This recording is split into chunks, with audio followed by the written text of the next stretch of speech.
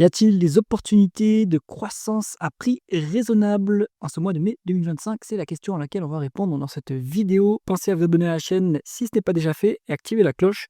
On commence avec les paramètres de notre screener croissance à prix raisonnable. On est sur les cotations principales des actions, les actions qui se négocient en France, tout un panel d'industries. J'évite comme d'habitude les rates, banque, assurance, automobile, équipementier auto, pharmaceutique, mais ça nous laisse quand même pas mal d'industries, 55 industries, c'est quand même bien. On va prendre des entreprises qui sont pas trop fragiles, donc moins de 3 fois l'EBITDA en dette nette, une qualité satisfaisante, avec un rendement des capitaux investis à 7%, qui est une rentabilité plutôt opérationnelle. On va se mettre 500 millions d'euros de market cap pour avoir déjà des dossiers un peu bien établis, des big cap. On va se mettre notre critère prix raisonnable, 11 fois la VE sur EBITDA. Donc moi, mon échelle, c'est en dessous de 7, on est value.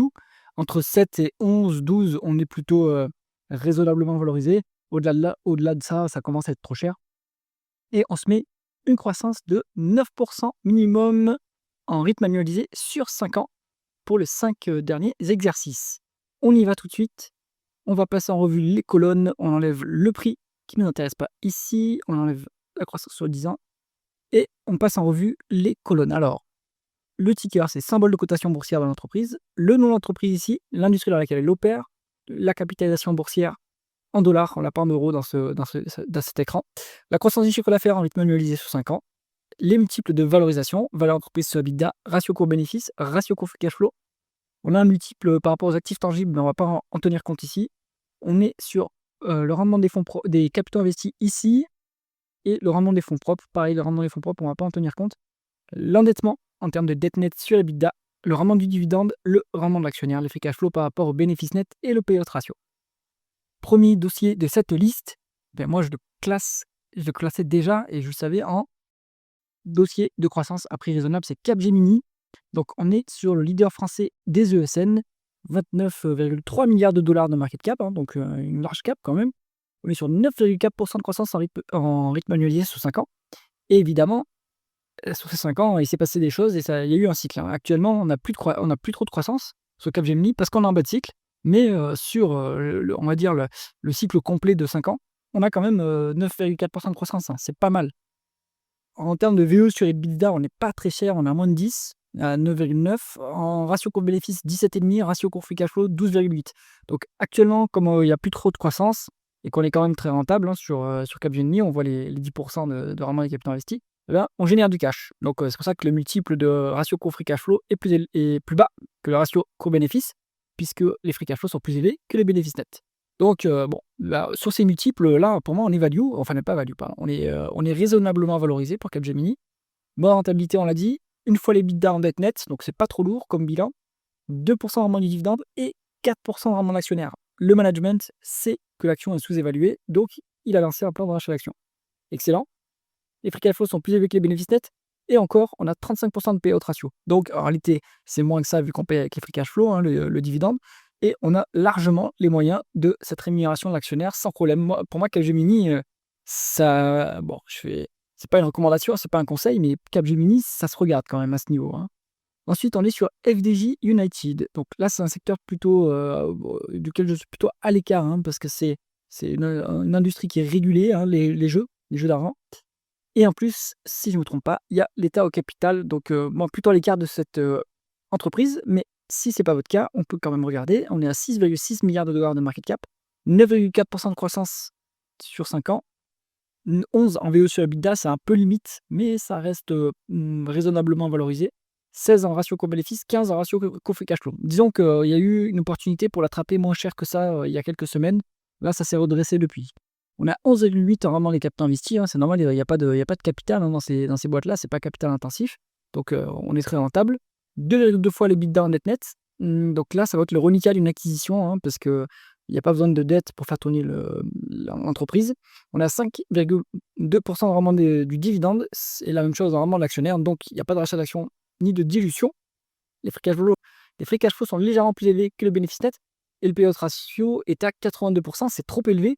Et ça, je soupçonne que c'est parce qu'il y a l'État au capital. Et l'État au capital, il veut toujours son dividende. Et donc, le payout ratio il est dangereux à ce niveau-là. Donc cette rémunération de l'actionnaire, c'est pas sûr qu'elle soit très durable. Bon, à ce niveau de multiple, moi je pense que c'est un peu limite, je serais plutôt à l'écart, mais bon, de toute façon, je suis structurellement à l'écart de ce secteur, à vous de voir. Ensuite, alors, surprise, hein, Téléperformance. Mais oui, parce qu'en fait, il y a eu une énorme acquisition en 2023, si je ne me trompe pas, fin 2023, Majorel. Donc ça fait ça bien sûr, ça inclut la croissance externe et la croissance organique, hein. Donc en croissance organique, on est à 3 de croissance Paxi, mais en croissance externe, on a fait une grosse acquisition en 2023, donc ça a bien boosté le chiffre d'affaires.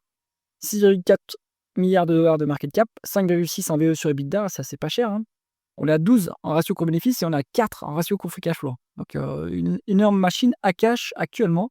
7,7% de rendement des capitaux investis, c'est pas trop mal, on va dire. 2 fois l'EBITDA en dette nette. Ça va baisser un petit peu, je pense, hein, d'après ce qu'avait dit le management. Oui, parce que en fait, je suis entreprise, vu que j'en suis actionnaire, vous pouvez retrouver les vidéos sur la chaîne. On a 3,8% de rendement du dividende. Il y avait des rachats d'actions en 2024, mais il n'y en a pas pour l'instant en 2025. On n'est pas sûr qu'il y en aura, donc bon, il faut s'attendre à ce niveau de dividende qui sera un peu plus élevé, hein, cela dit, que c'est 3,75, hein, ça c'est sur les 12 derniers mois. Mais le management a indiqué verser un dividende de 4 € et quelques, donc on est déjà en fait à 4% pour ce dividende. Et on a les moyens de verser en plus avec des free cash flow qui sont bien plus élevés que les bénéfices nets. Donc Téléperformance, c'est sportif, hein, évidemment, comme dossier, c'est très volatile. Le bêta est supérieur à 1, donc on amplifie les mouvements du marché. Mais bon, euh, moi, ma thèse, hein, c'est qu'on ne sera pas disrupté par l'IA et que du coup, on peut espérer un retour de la croissance sur ce dossier qui est très très peu cher. Maintenant, de là à le mettre en dossier de croissance un peu plus raisonnable, je pense pas. C'est plutôt un dossier value.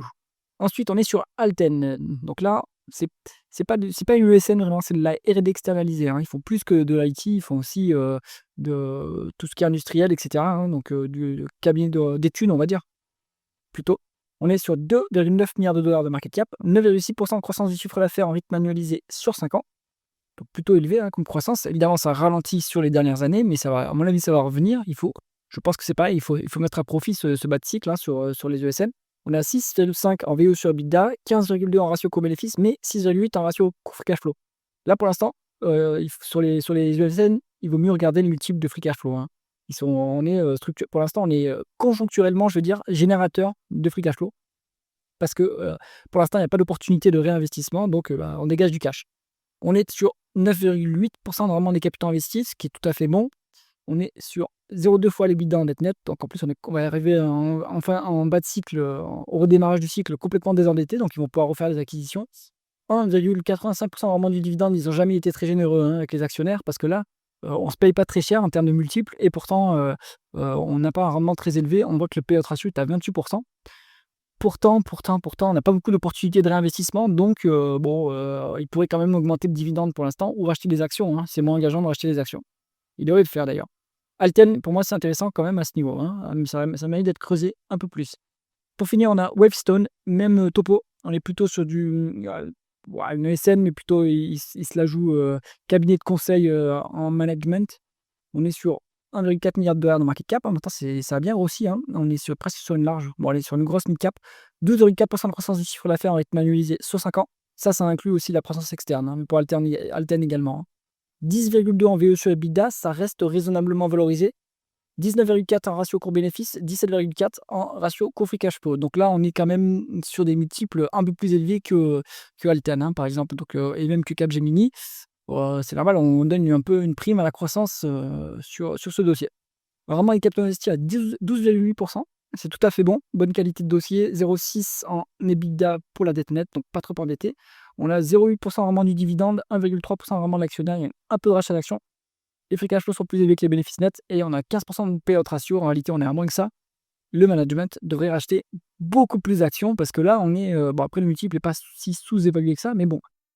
Là, ils ont les moyens, quoi. Ils peuvent monter ça en attendant que la croissance revienne. Donc, conclusion, qu'est-ce qu'on va garder dans cette liste?